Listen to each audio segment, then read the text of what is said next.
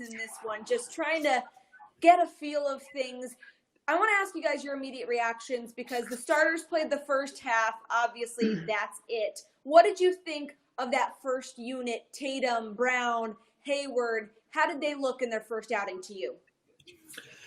Sloppy, right? That's the word. It was a mess from the start on both sides, but the difference was the Thunder had a dominant center, and he put them to work on the cuts, on the drives, on all that. Tice just got knocked around early, and then the defense collapsed. Shooters got looks for them, and that was where it broke down. I didn't think the offense was too bad. Jaylen Brown, as we talked about at half, hit some nice shots, overpowered the smaller wings. Tatum was okay. Hayward was a little flat. Everything just looked flat on both ends for the most part. Nothing overly concerning.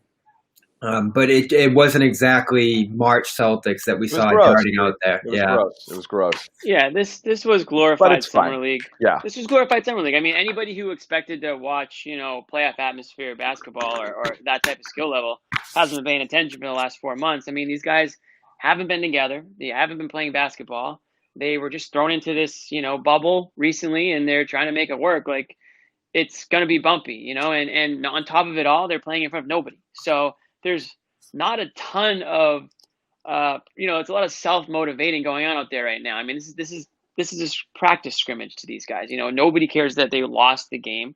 Offensively, they missed open shots. I mean, I care that they lost, Jimmy.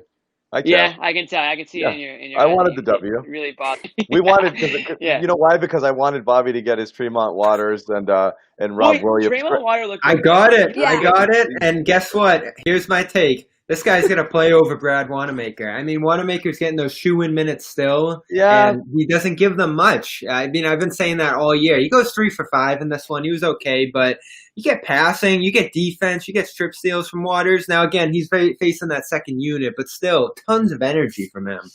Yeah. I was going to ask you guys about that second unit because Brad Stevens has been talking about how that's been one of the bright spots from their practices in the restart is how reinvigorated that unit looks. We've talked about the Rob Williams hype train. Mm-hmm. Not anything spectacular out of him tonight, but he is healthy, so that's a plus. You talked about Tremont Waters, who everyone thinks has a really high ceiling, but what did you think of the second unit? Do you feel comfortable with where the bench is at? Are you excited about it? No. I mean, look. Ennis John, what are your thoughts? I mean, look, Ennis was good, but Ennis does what he does. I mean, that's what you count on him. But I mean, and again, he did it in that kind of first unit, not just with scrub time, But that's always the worry, right? I mean, this team is 4 20-point scorers and Marcus Smart, and then plucky minutes from Daniel Tyson. That's it. There's nothing else really behind it. And I mean, it was interesting. You saw Shemi come in as the first guy off the bench there. Be nice to see a little bit more out of him. But the rookies, I don't know. And kind of is what he is too. Yeah, exactly. Grant Williams is what it is. Rob Williams again. I mean, it's still preseason. I would have liked to see a glimmer of the Superman everybody was describing. He did have a collision and did get up. So right. It was nice to but see. The thing we were talking about offline was the total disappearance of where was Romeo? Like physically, where was Romeo? Yeah, I'm sure Brad's going to say, talk about that after the game. Because apparently they were all healthy aside from Kemba, so that was kind of a surprise. Who knows? But it gets me thinking bad things. I'm not going to speculate, but you got injury/illness. Illness is one of those two. They always say that, though. / leaving the bubble for pizza, I mean. I think Tremont Waters is a guy, I know that's Bobby's guy, and I think he's a player that they can use because he scores in bunches. He scores quickly. And one of the things I was thinking about when the Celtics were down relatively big was how do you, a lot of times when you're down big, you're kind of using the fans if you're home, or you're using something to get yourself back in the game. These guys are going to have to find it within themselves. They're going to have to really find a way to dig deep and score in bunches. They need guys like that.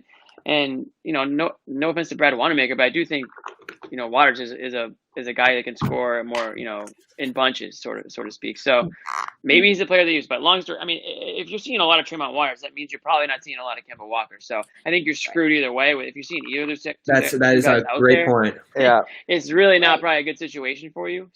And we talked about it in the halftime, Jimmy, too. It's that thing where it's real. The no Kemba, you can even see it in just a teeny bit of this preseason sort of thing. It's it affects everything on offense. Sure. You see it in the numbers, and you see it play out in action too with the eye test. Totally. Like they're a little better at the top defensively. Like Right. when they got into that zone too, seeing Tatum and Smart play zone at the top there is fun. Yeah. Like they were breaking up passing lanes, all that stuff. There's nowhere to go.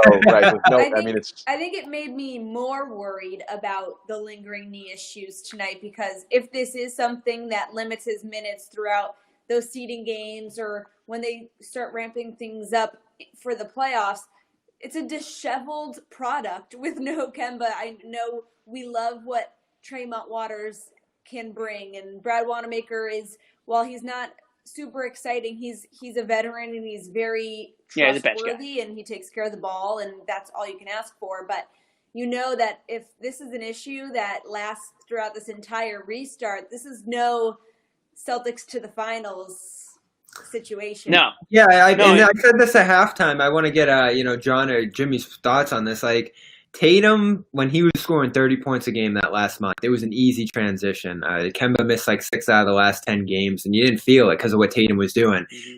How Tatum looked to you tonight? 1 of 6, falling on the drives. Like it kind of looked like early season Tatum at some spots. It looked like golfer Tatum. I think Tatum's. I'm not doing it. I'm just kidding. I had to. You're joking. Romeo, by the way, stomach issue. Brad just said so. The bubble food.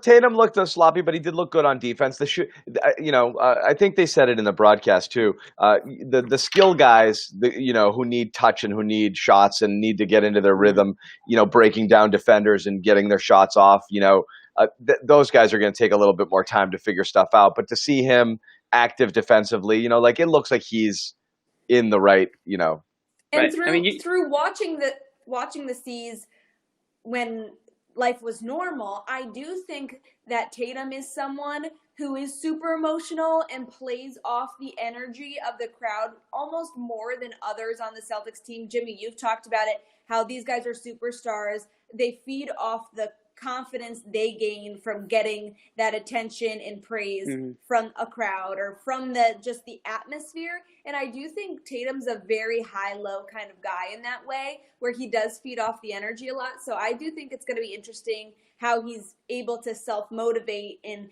get himself out of ruts with little to no outside assistance in this situation, because I do think he's an emotional player, even though himself as a guy is very quiet and reserved. Yeah, I do think he's that way on the court. Yeah, I think that's something that kind of happened this year with him. I think that's something that he kind of added, the emotional aspect of his game, because he was pretty center the first couple of years. That's just part of being a rookie probably, and, being humble and things like that. But taking on a bigger role, I think he's got more confidence. And, he feeds off the crowd. He feeds off the energy out there. Marcus Smart, Jaylen Brown, you can go down the line of guys that do that. So I think they're going to – but, they're a close team, and I think they'll be able to feed off each other a little bit. And, I mean, every NBA team's going through the same thing, so it's no excuse that you can use. I mean, every NBA team's going out there and playing in front of themselves. They're not going to – it's different. It's almost probably brings them back to probably like an AAU tournament feel, like playing with, crazy talent and just trying to, win the game. But, I was thinking about the environment too, like those boards being close there, no crowd. The depth perception's definitely thrown off too on the shots. Like those are just one of many adjustments you kind of have to make to that environment. The lack of noise, the communication that the defenses are able to throw out there. I mean, I think that's going to be tougher for offenses too. Like if you're not at home, guys are able to talk on the other team. Like this would have, I guess, been a home game for the Celtics. That's something there's just a ton of environmental adjustments. It's weird.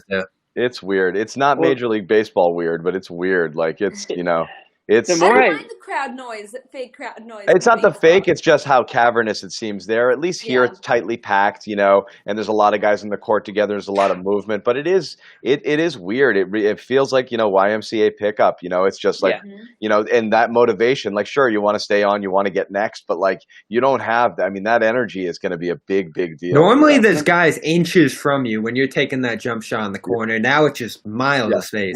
Right on top of you. And you're walking down you go down the sideline after you hit a corner three and people are just up, I mean, it's that there's nothing there at all.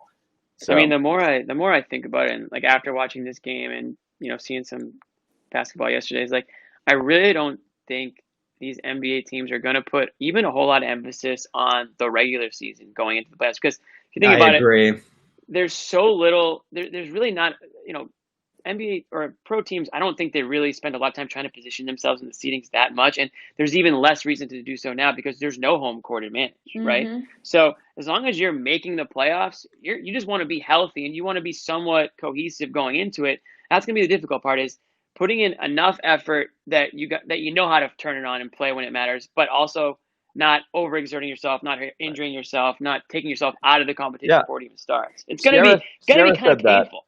Sierra said that earlier, like how I'm talking about how weird it is. What if you like get deep and like win? Like what do if you win do? a championship and there's no one there to cheer for you? It goes back to like we AAU, like I said, it goes back to. It's so weird, but I do think that people scoff at like team chemistry when it's at the professional level because you can't pick your teams and it's not about being best friends with each other. But in this situation, I think team chemistry is huge. Teams that actually like each other and get along, like we're not bringing up Kyrie Celtics and whatever, but imagine that team here, they would fumble because all you have to lean on is each other in this situation. And it seems like from what we've learned this year, these guys actually really like each other and they like being around each other. And I think that will be super, super helpful for them because they're the only ones that will get up for you this entire experience. Just following up quickly, some post-game commentary, guys. Jaylen Brown was talking to reporters just a minute ago and said his number one takeaway. And we talked about this again in the pregame and the halftime about how they kind of came in. Everyone said they're in good shape. And his number one takeaway is, we're not in nearly as good shape as we thought we were. There's shape and then there's game shape. Right, exactly. It's so different. It's like within minutes, you're like, whoa, this is hard, So I'm tired. That was a takeaway. And you talk about, earlier. And these guys barely even played. Barely half played. The This isn't barely played and at like 70% intensity. Yeah, you can jump rope, you can run on the track, you can do all that, but everybody says you got to be running back and forth, playing defense, taking shots, or that's the only way you can get back in the game shape, as they say. Which is why, as you guys said, I agree. They're not going to take the regular season game seriously. This is a long ramp up to get yourself even close to game shape. And there's two sides to that, right? Like the NBA was looking for the perfect format for that regular season to make it matter, but they also could have screwed up the competitive balance to some degree if they did the group play or something that was going to drastically shift how the playoffs look. This is all kind of going to work out how it would have, I think, unless the Pelicans really go on a charge and take that 8 seed. I think a lot of people thought that was exactly what they did this for, or entirely what they did this for. But get Zion in there, right? Yeah. So other than that, like, I don't think there's going to be all that much jockeying for seeding. Like Jimmy said, like there'll be no emphasis placed whatsoever on these 8 games for anybody above the 7 seed line. And who cares about the 7 and 8 seed? Those didn't matter to begin with. Losers. It didn't matter. It won't matter. I don't want to scrimmage too much because again, it's a scrimmage. And it's 11 scrimmages. But how concerning was just Adams completely dominating in the paint? Just especially in that first half against the starters. It was with ease. It was more of a reminder, right? Because the Celtics have always had trouble with big. Yeah, they do. And then, I guess if you want to talk about matchups, you probably don't want the Celtics to end up with the Sixers in the first round. That would be worst case scenario for them because Joel Embiid is gonna do his thing, and the Celtics can only do so much. I do hear that Joel Embiid drinks 7 Chick-fil-A milkshakes a day, though, and so maybe in quarantine that got away from him, and he's a little slower than usual. Ben Simmons was hitting threes today, though. That's true. Oh, nice look in the really corner. Are in 2020. Yes, the world really is ending. All his threes are in preseason games, right? At this point in his career. No, he had one. Remember? Oh, that's right. Yeah. I don't know. Wait, we've seen Embiid? What does he look like? They played earlier and they played well. Horford's still kind of out of it for them, but Simmons played well and Embiid is pretty dominant. I think Embiid actually hired a chef. What did they sign Horford for? I'm not going to go off on that, but we're not.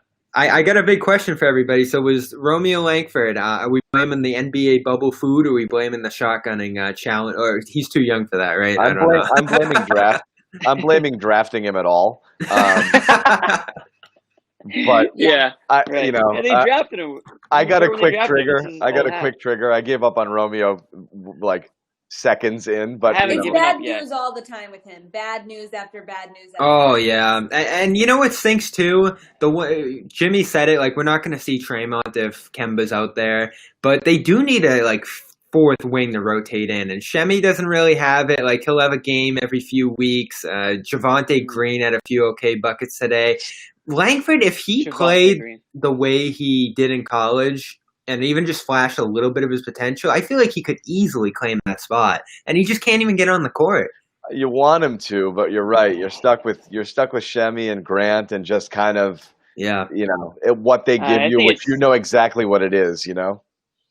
I think Yeah. it's just I think it's probably just tough. Like it's a tough rookie season for that guy. I mean, coming in injured to start, trying to play his way in the rotation. Now with this pandemic, he's living in it's just probably a whirlwind for the kid. So I don't think they're expecting a ton out of him, but obviously they want him to be healthy. So I mean, if it's just a stomach bug, then yeah, I probably blame the bubble food for for this It's one. true though. If you think about it, also, and actually, we were in that BOL thing we were looking at with Robert Ory. I don't know if you saw that clip, Sierra, but he was talking about the reason he picks Robert Ory picking. It's not a controversial pick, but he picks the Lakers to win it all because his thinking is, talent is one, but the other is when you have a team with mega superstars who are cajillionaires who live in places with these palaces, and he's got 2 full courts and a full weight room and this and that. It's actually pretty easy to keep yourself in game shape versus you're a rookie and you're coming in, or some of the younger kids.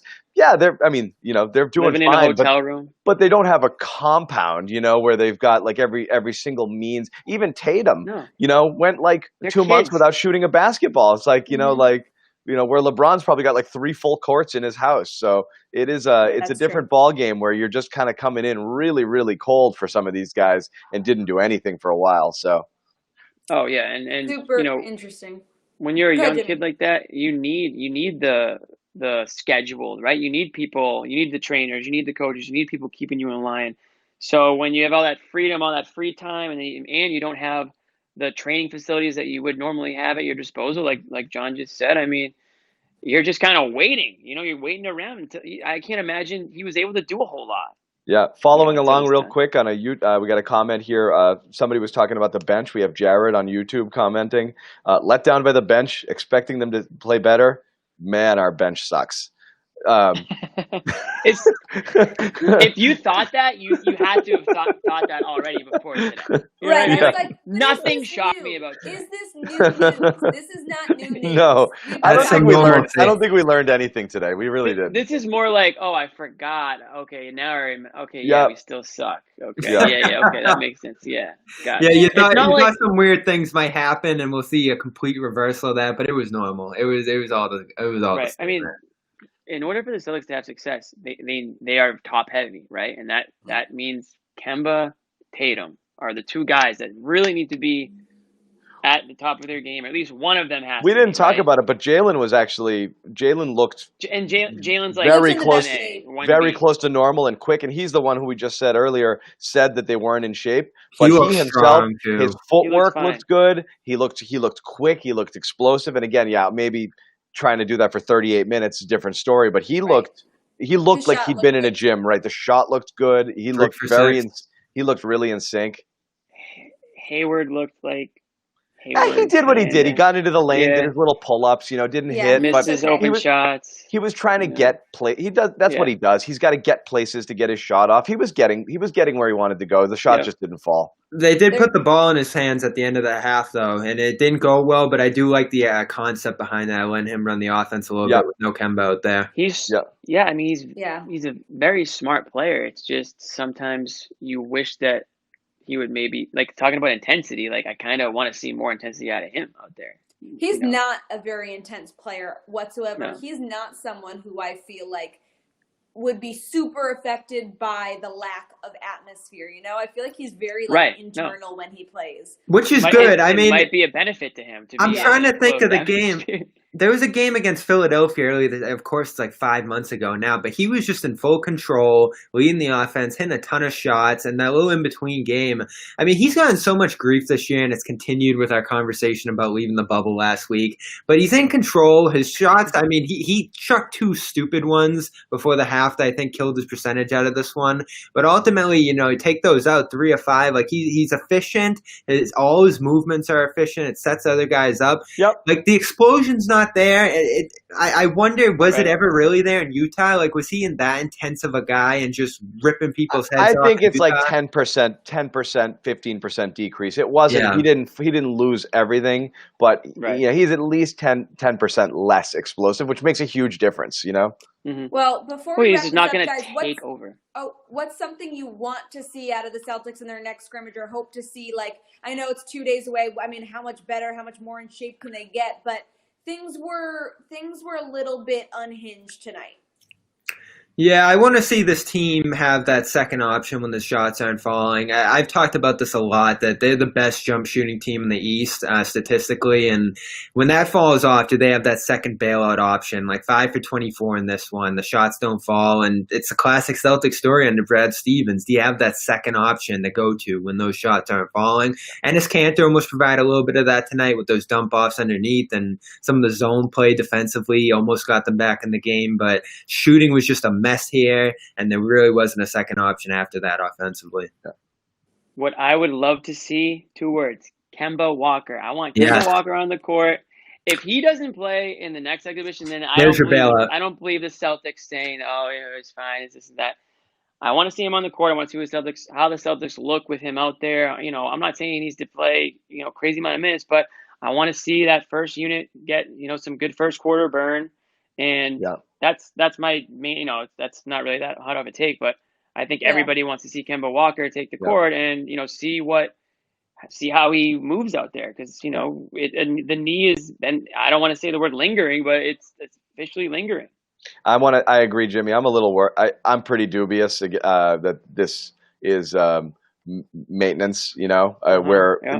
I mean, so he was off we'll for 3.5 see. months.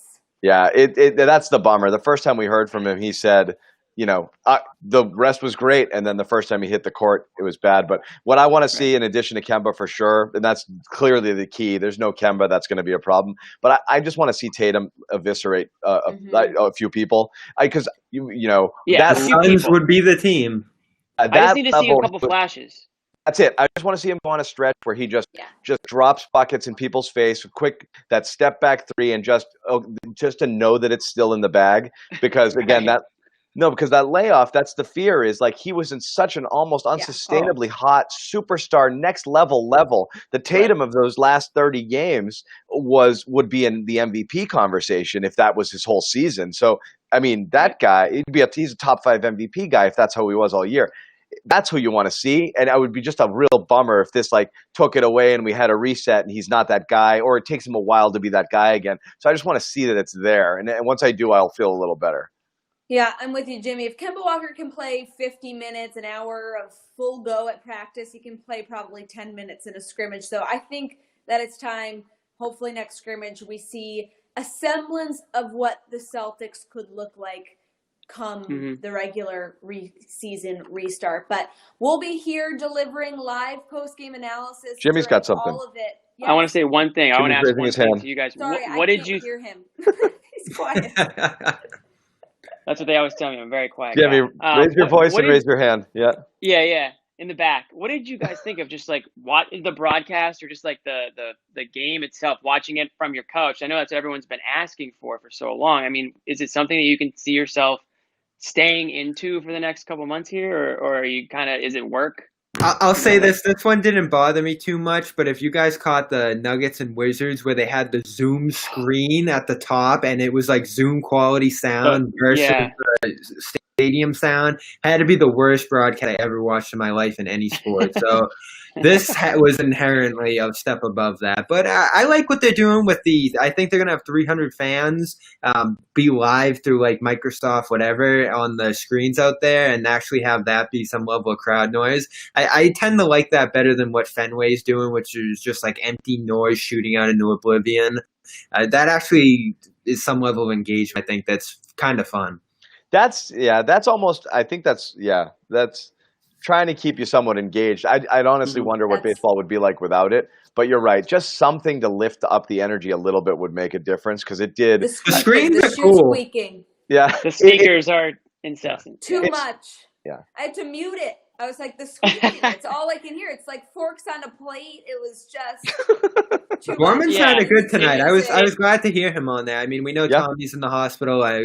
Best out to him. Gorman sounded good after the 4 months off. Scal. I'm not. I like Scal. I gotta say one thing about Scal. He made a Rafe LaFrance reference in the second half. It just threw me off. I had PTSD He's energy. immediately once I heard that name. I mean, you can't throw Rafe LaFrance references out there and expect like Celtics fans from the last 20 years to not go into like frenzy because or just totally go off the map because that was wild. Yeah, those are some tough times. Any more raised dark hands days. before I wrap this Those up? are dark days. Yeah, what was that, Sarah? I said, any more raised hands before we wrap this up? No, we're done. We're That's done. it. We can put a bow on this. Pencils we'll be down. live again. All the scrimmages, all the regular season games right here on all of our platforms. So be sure to tune in. All of our Celtics coverage that we churn out on a daily basis. Find it on our website at clnsmedia.com, on our YouTube channel. Don't Celtics lose to All the Access. Suns, please. We will see you next time.